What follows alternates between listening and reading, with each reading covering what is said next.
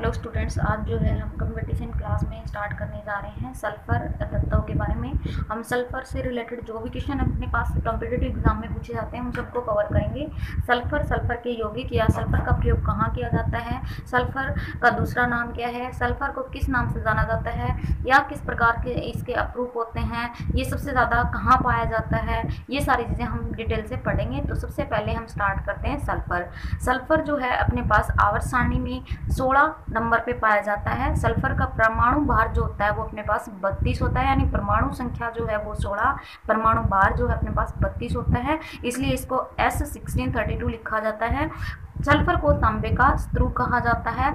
Sulphur जो है हल्का पीला या बंगूर रंग में पाया जाता है। सल्फर जो है भूपटल पे 0.05% पाया जाता है और सल्फर को हम सबसे अधिक अणु वाला तत्व भी कहते हैं। सल्फर जो है अपने पास है यहाँ इटली के सीसली द्वीप और जापान में पाया जाता है, यानी सल्फर जो है तत्व के रूप में वो सबसे ज़्यादा इटली के सीसली और जापान में पाया जाता है और ये ज्वालामुखी के रूप में पाया जाता है वहाँ पे, और इसको हम ठोस विधि से संशोधित करते हैं, तैयार करते हैं। इसका जो अपने पास है मुख्य जो कारण होते हैं, जैसे प्याज के अंदर, लहसुन के अंदर, अंडे, सरसों, ऊन के अंदर जो गंध आती है वो सिर्फ सल्फर के कारण होती है। यानी हमें काफ़ी बार पूछ लिया जाता है प्याज के अंदर गंध आने का मुख्य कारण क्या है।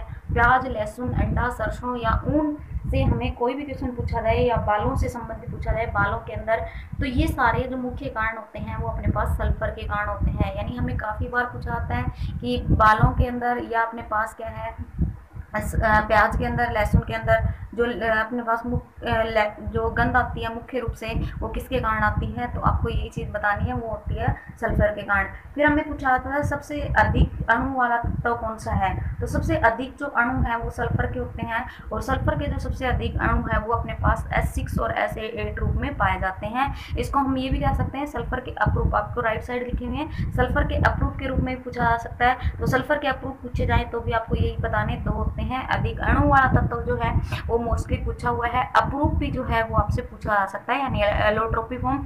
तो S6 जो होती है वो चेयर फॉर्म स्ट्रक्चर बनाती है और S8 जो होती है वो एस्टफलीय जो होती है, और इसको हम अल्फा और बीटा के नाम से भी जानते हैं। अल्फा एस्टफलीय पूछ लिया जाए, ये अल्फा सल्फर पूछ लिया जाए तो एस्टफलीय होगी, और बीटा सल्फर पूछ लिया जाए तो प्रिज्मीय शेप होगी, यानी प्रिज्मीय आकार होगा। ये सल्फर के रूप होते हैं। अगर हमें सीधा पूछा जाता है सफ़ेद सल्फर या दूधिया सल्फर या प्लास्टिक सल्फर जो है वो S6 के रूप में होता है और उसकी जो संरचना होती है वो चेयर फॉर्म में होती है। तो यहाँ से अप्रूप से या अधिक अणु वाला तो से आपसे यही क्वेश्चन पूछे जाते हैं।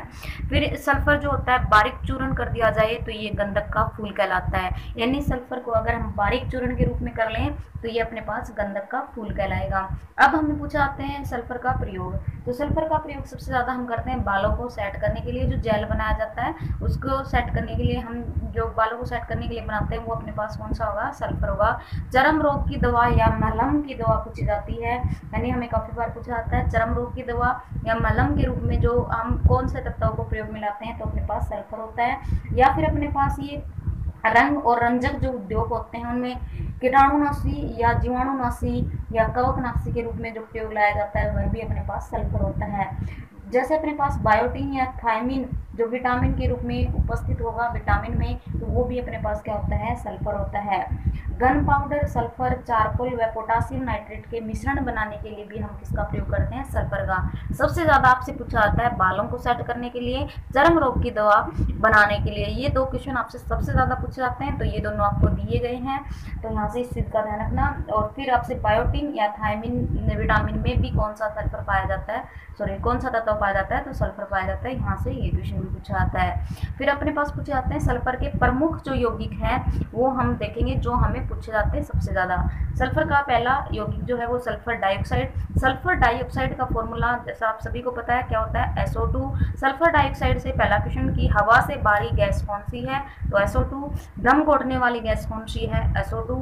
सबसे ज़्यादा प्रयोग इसका हम करते हैं चीनी पेट्रोल संशोधन उद्योग में इसका उपयोग किया जाता है, यानी आपसे पूछ लिया जाए चीनी और पेट्रोल संशोधन में किसका प्रयोग किया जाता है, तो आपको इस चीज़ का ध्यान रखना है। इसका किया जाता है SO2। और ज्वालामुखी की प्रमुख गैस भी हम किसे कहते हैं, SO2 को और H2S को। जैसे लास्ट दी गई है आपकी, यानी H2S जो गैस है हाइड्रोजन सल्फाइड और SO2 सल्फर डाइऑक्साइड, ये दोनों गैस जो है वो ज्वालामुखी की प्रमुख गैसें मानी जाती हैं। तो ये था, इससे क्वेश्चन पूछे जाते हैं। फिर नेक्स्ट जो है अपने पास SO3 sulphur trioxide. Sulphur trioxide जो होता है वो अपने पास H2SO4 का एनहाइड्राइड कहलाता है और यह पानी के साथ घुलकर सल्फ्यूरिक अम्ल बना लेता है। यानी अपने पास H2SO4 का एनहाइड्राइड का मतलब यही है, अगर हम क्या करते हैं अपने पास सल्फर ट्राइऑक्साइड को पानी के साथ मिलाते हैं तो हम देखते हैं कि वहाँ पे सल्फ्यूरिक एसिड बन जाता है। इसको हम अन्य गैसों के निर्जलीकरण के लिए इसका प्रयोग करते हैं। फिर अपने पास है H2SO3 यानी सल्फुरस अम्ल। सल्फुरस अम्ल जो है उससे एक ही क्वेश्चन आता है मोस्टली, अगर पूछा आता है, बाय द वे आपसे ये क्वेश्चन पूछा भी नहीं जाता। सल्फरस अम्ल का फॉर्मूला ध्यान रखना, H2SO3 और सल्फरस अम्ल में हमें पूछा जाता है वह कौन सा अपने पास यौगिक है जो उपचयन और अपचयन दोनों के रूप में प्रयोग में लाया जाता है, तो सल्फरस अम्ल H2SO3। फिर नेक्स्ट जो है सल्फ्यूरिक अम्ल यानी H2SO4। सल्फ्यूरिक अम्ल में सबसे ज़्यादा क्वेश्चन पूछा जाता है किंग ऑफ केमिकल यानी रसायनों का राजा किसे कहा जाता है, तो H2SO4 को। या ऑयल ऑफ पेट्रोल यानी कशिश का तेल किसे कहा जाता है, तो H2SO4 को। दोनों क्वेश्चन इससे बनते हैं, रसायनों का राजा या कशिश का तेल।